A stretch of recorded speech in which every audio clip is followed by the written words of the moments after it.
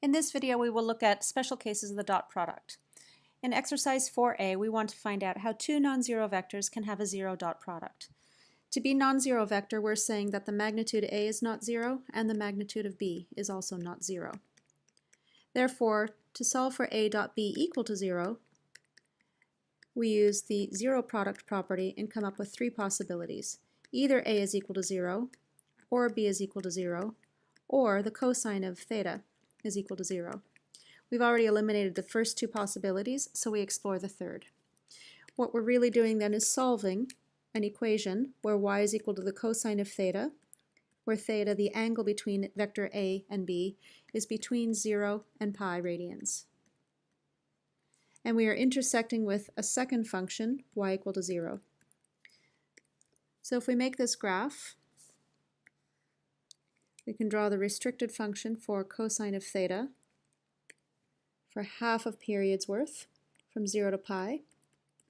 We see that there is a 0 at pi by 2, and that's exactly the angle that we were looking for when we were intersecting with y equal to 0. And so the solution is going to give us theta is equal to pi by 2 in order to have a zero dot product, and that's equivalent to saying that vector A is perpendicular to vector B. So as long as we have non-zero vectors, the dot product will be 0 as long as the angle between the two vectors is 90 degrees. We can use the graphical solution or approach for parts B and C as well. So we'll copy that, put it into the next part as well. And so in part B, we want to know what is the maximum dot product that the two non-zero vectors can achieve. Well, we can't change the magnitude of the vectors, but we can change the angle between them. And we see that we have a maximum cosine theta value, which is at a height of 1 whenever the angle is 0. And so the maximum dot product is achieved whenever theta is equal to 0, which is the same as saying that vector A is parallel to vector B. It's important to note that being parallel is not the same as being antiparallel. For lines, the slope would be the same, but for vectors, there is a start and an end point that we have to consider. So we want to make sure that we're talking about two vectors being parallel, and that's the same as saying that the angle between them is 0. In part C, we are asked if the dot product can be negative. Using the same graph, we can compare and see that the cosine of the angle indeed is negative whenever the angle is greater than pi by 2 and less than or equal to pi. And so we do have cosine theta being negative for certain values of theta. Theta is contained from pi by 2, not included, to pi included. Whenever that happens, the cosine of the theta is negative, but the magnitudes A and B are not negative. Therefore, the product of all three things will be negative. This happens whenever we have a vector A and a vector B that are more than 90 degrees apart, but less than 180 degrees apart. So we are looking at an obtuse angle. Exercise 5 asks if the dot product is commutative. In other words, if A dot B is equal to B dot A. So if we work out the first dot product, A dot B in the polar form is the magnitude of the first times the magnitude of the second times the cosine of the angle in between.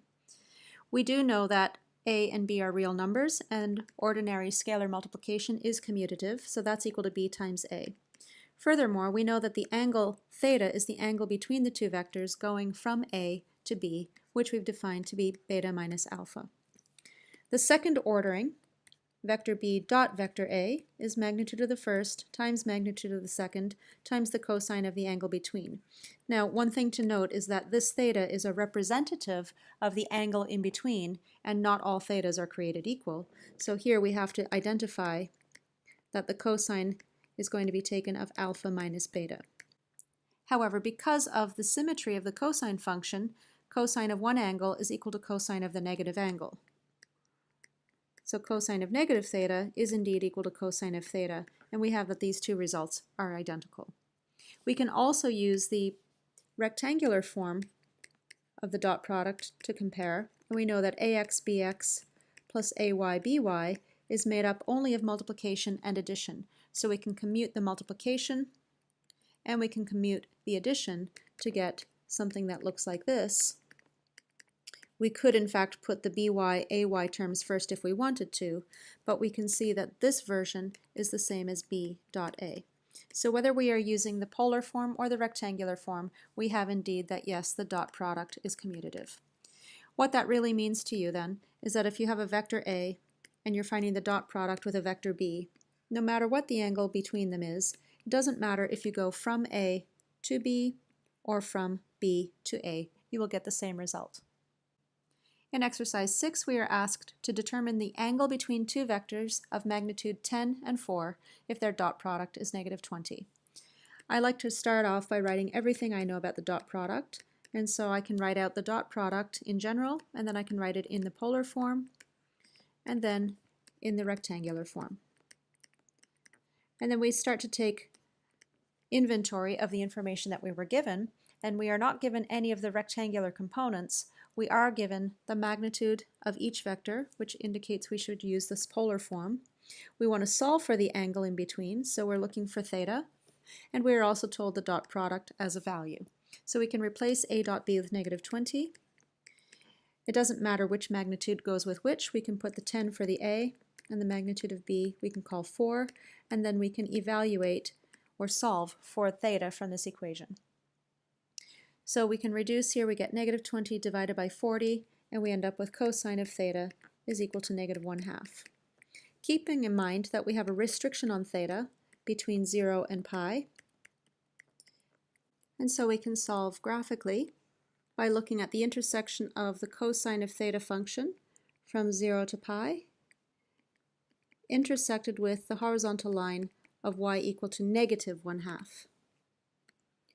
And so on this domain restriction we have only one intersection point, and the angle that we were looking for lies between pi by 2 and pi, which is in quadrant number 2.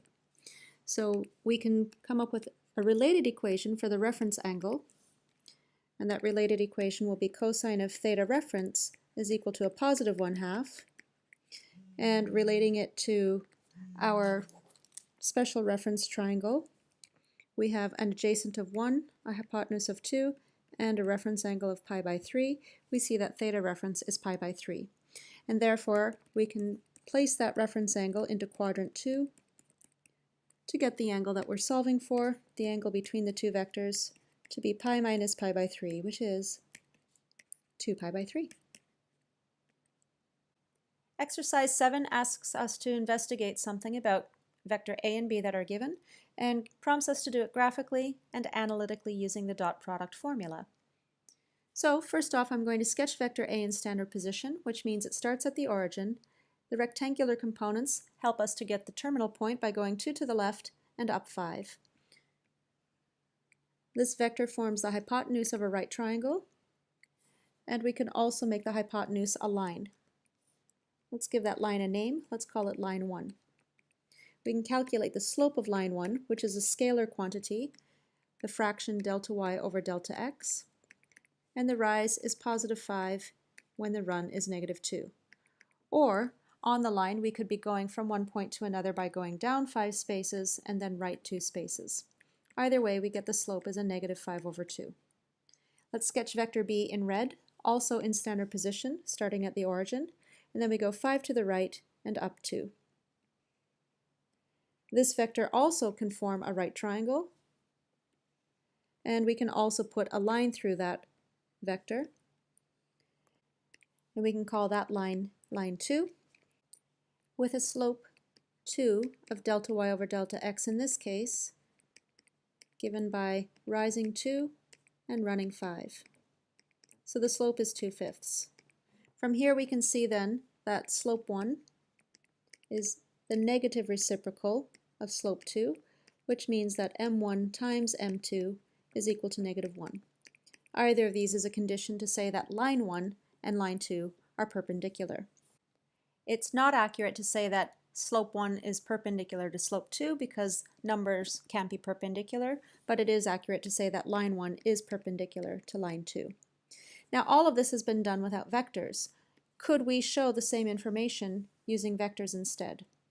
Well, recall that if two vectors are perpendicular, that they have a dot product of 0, as long as the magnitudes of the vectors are not 0. There is a magnitude in blue and a magnitude in red, So if the dot product of these two vectors is 0, this is equivalent to saying that the angle between them is 90 degrees. So using vectors, we can work out the dot product A dot B is going to be given preferably in rectangular form because we have the rectangular components of the vectors, which is a product of the horizontal components added to a product of the vertical components. So I'll put the -2 and 5 for the first vector in blue, and the second vector put the horizontal component and the vertical components in, which gives us a result of -10 plus 10, which indeed is 0. Furthermore, since the magnitude of A is not 0 and the magnitude of B is not 0, the only way that A dot B can be equal to 0 is if the angle between the two is pi by 2. And therefore we see that vector A is perpendicular to vector B. So anytime we have non-zero magnitude vectors having a dot product of 0, the two vectors are perpendicular.